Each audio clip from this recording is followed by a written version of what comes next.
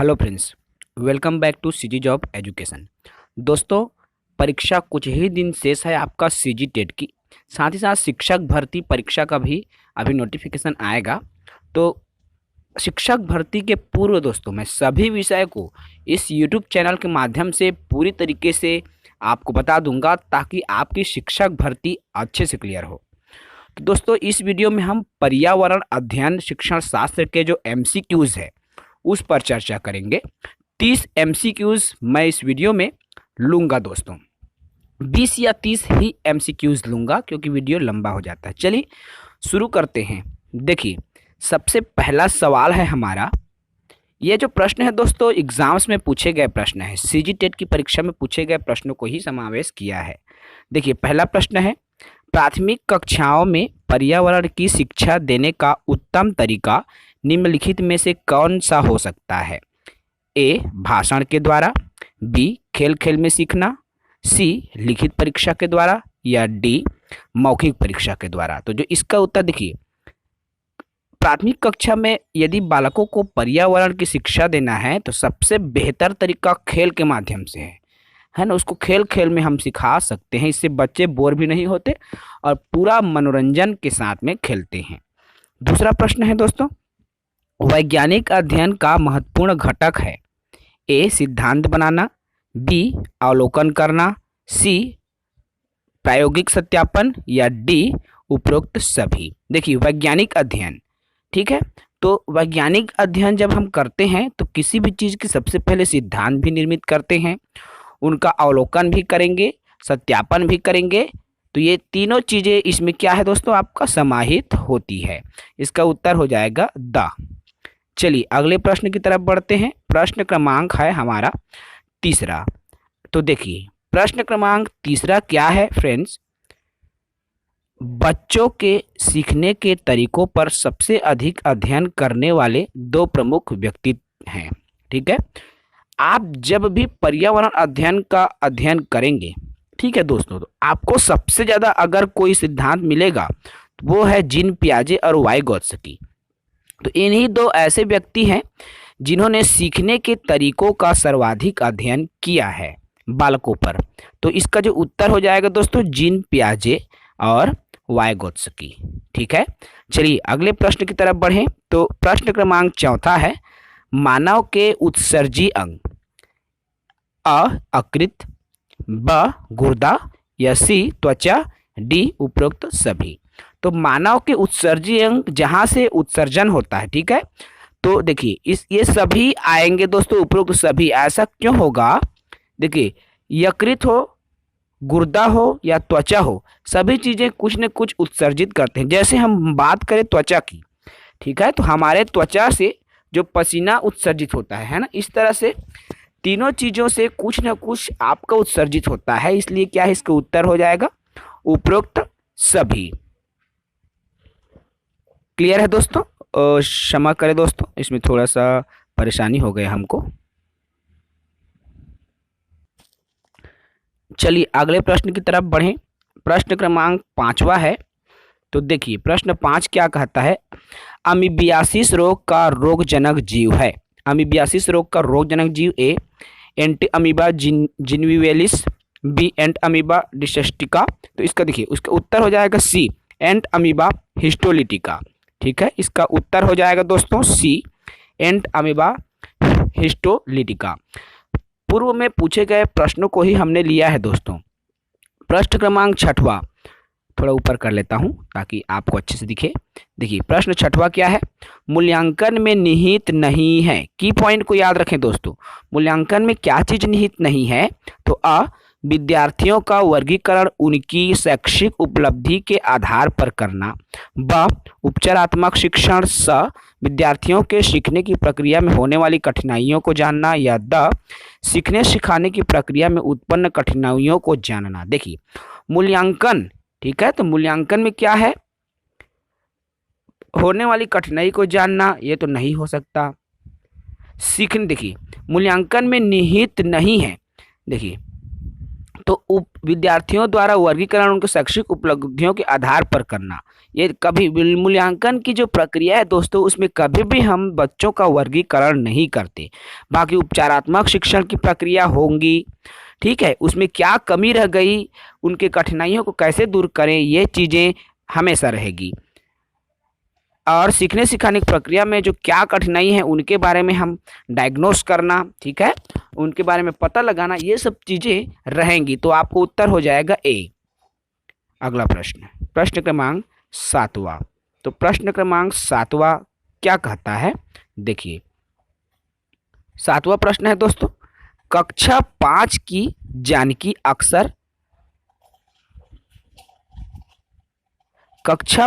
की जानकी अक्सर कक्षा में होने वाली गतिविधियों में रुचि नहीं लेती।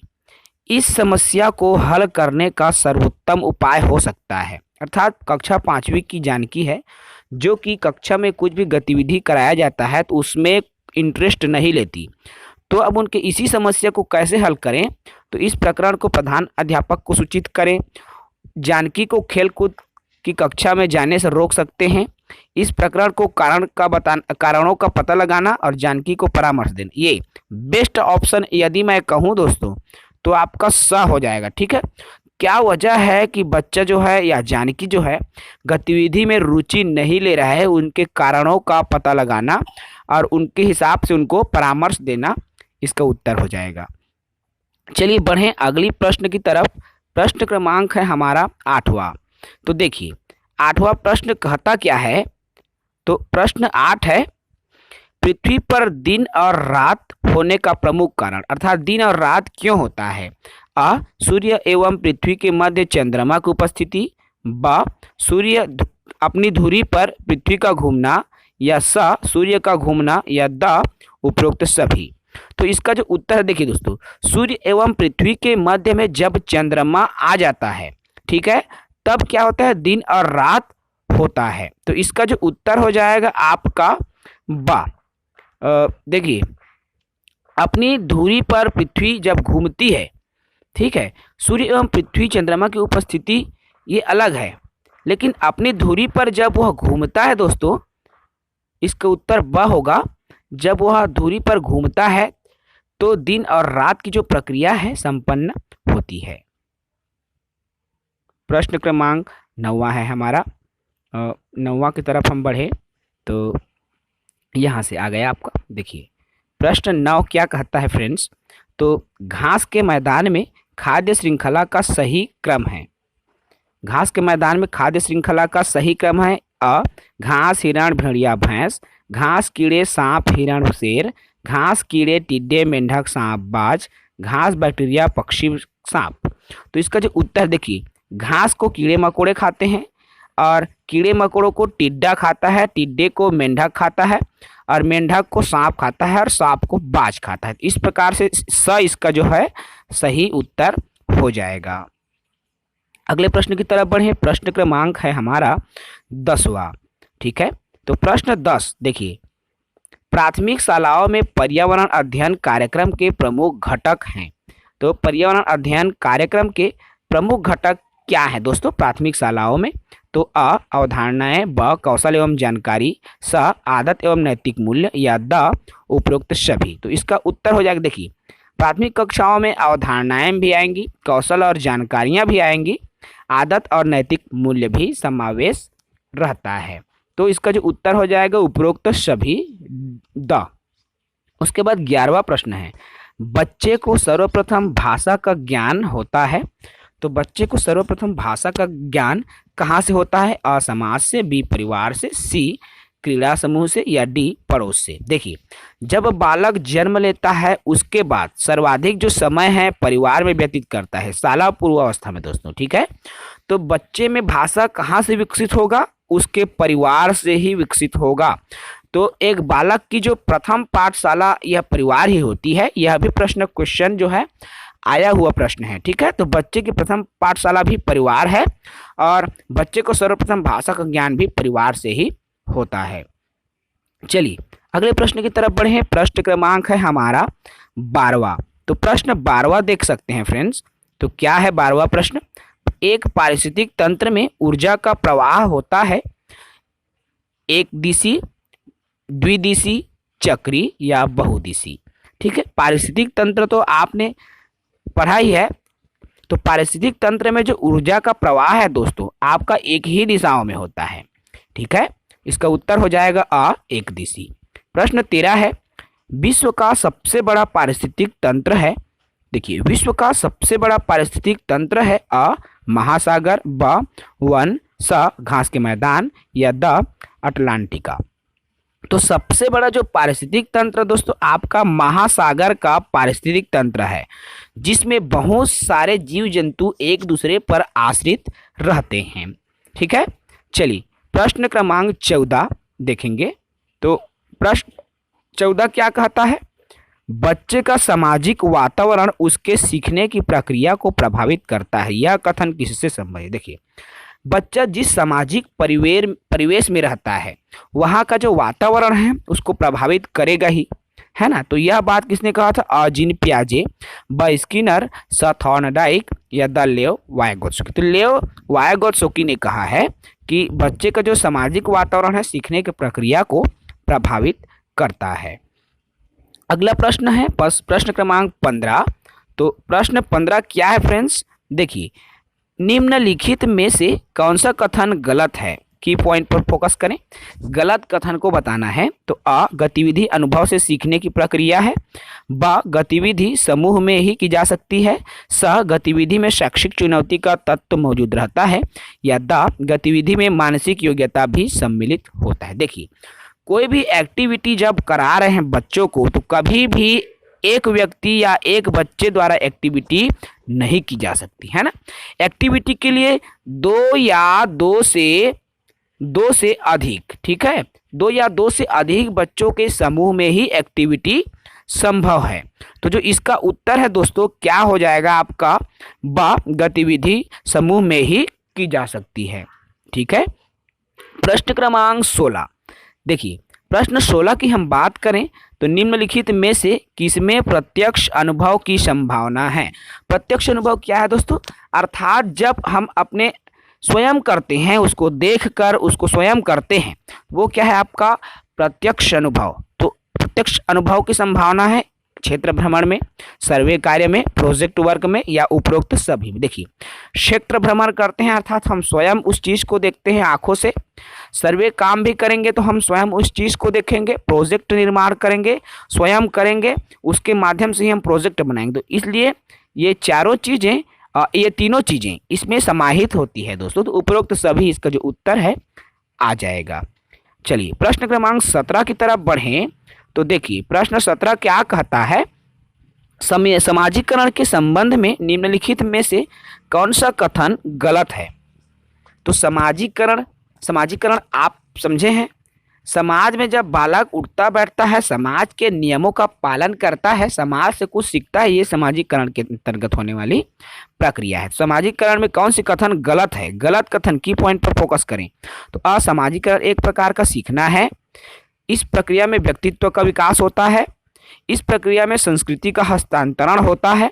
यह प्रक्रिया समाज से अलग रहकर भी हो सकती है। देखिए, समाजीकरण सीखने की एक प्रक्रिया है, बिल्कुल सही। व्यक्तित्व का विकास भी होता है, बिल्कुल सही है। संस्कृति का हस्तांतरण भी होता है। देखो दोस्तों, समाज में अनेक धर्म के भी लोग रहते हैं, अनेक जाति के लोग रहते हैं। एक दूसरे के जाति, धर्म के, संस्कृति को जानने का अवसर बालकों को होता है, अर्थात संस्कृति का हस्तांतरण भी होता है। लेकिन यह प्रक्रिया समाज से अलग रहकर भी हो सकती है, ये बिल्कुल ही गलत है। अर्थात यह प्रक्रिया समाज से अलग रहकर नहीं हो सकती। तो गलत कौन सा है आपका? ये द वाला जो प्रश्न है गलत, अर्थात यही इसका उत्तर हो जाएगा। प्रश्न क्रमांक, देखिए प्रश्न 17 देख लिए हमने। अब हम देखेंगे प्रश्न क्रमांक 18। देखिए, प्रश्न क्रमांक 18 क्या कहता है? तो 18वां प्रश्न है, विद्यार्थियों में स्व अध्ययन की आदत विकसित करने के लिए निम्नलिखित में से कौन सा तरीका उत्तम है? स्व अध्ययन, बच्चा स्वयं अध्ययन करे, तो इसकी आदत हम कैसे विकसित करें? समाचार पत्र पढ़वाकर, स्व अध्ययन का लाभ बताकर, उन व्यक्तियों का उदाहरण देकर जो कि स्वयं अध्ययन द्वारा उन्नति की, या द स्व अध्ययन सामग्री विद्यार्थियों को उपलब्ध कर। देखिए, स्व अध्ययन कोई भी सामग्री जब तक हम बच्चों को उपलब्ध नहीं करवाएंगे तब तक उनमें स्व अध्ययन का गुण विकसित नहीं होगा। इसलिए जी इसका उत्तर है दोस्तों द स्व अध्ययन सामग्री उपलब्ध कराकर। ठीक है, उत्तर हो जाएगा। प्रश्न क्रमांक 19 है। तो प्रश्न 19 देखिए, एलएसडी क्या है? तो जीवनदायी औषधि है, आत्मघाती औषधि है, दर्द निवारक औषधि है, या इनमें से कोई नहीं। तो एलएसडी इनमें से कोई प्रकार का भी औषधि नहीं होता। तो प्रश्न 20वां देखिए, प्रश्न 20 है, अंतिम प्रश्न की तरफ। सामाजिक विज्ञान की कक्षा में शिक्षिका ने विद्यार्थियों को एक दूसरे के टिफिन में लाई गई भोजन सामग्री की सूची बनाने को कहती है। ठीक है, सामाजिक विज्ञान के जो टीचर है बच्चों को एक दूसरे के टिफिन में लाया गया जो भोजन है उसकी सूची बनाने को कहती है। शिक्षिका विद्यार्थी में किन विशेषता का विकास करना चाहती है? आ संवेदनशीलता, ब एक दूसरे पर निर्भरता, या स नए व्यंजन बनाना सीखना, या द विविधता का सम्मान।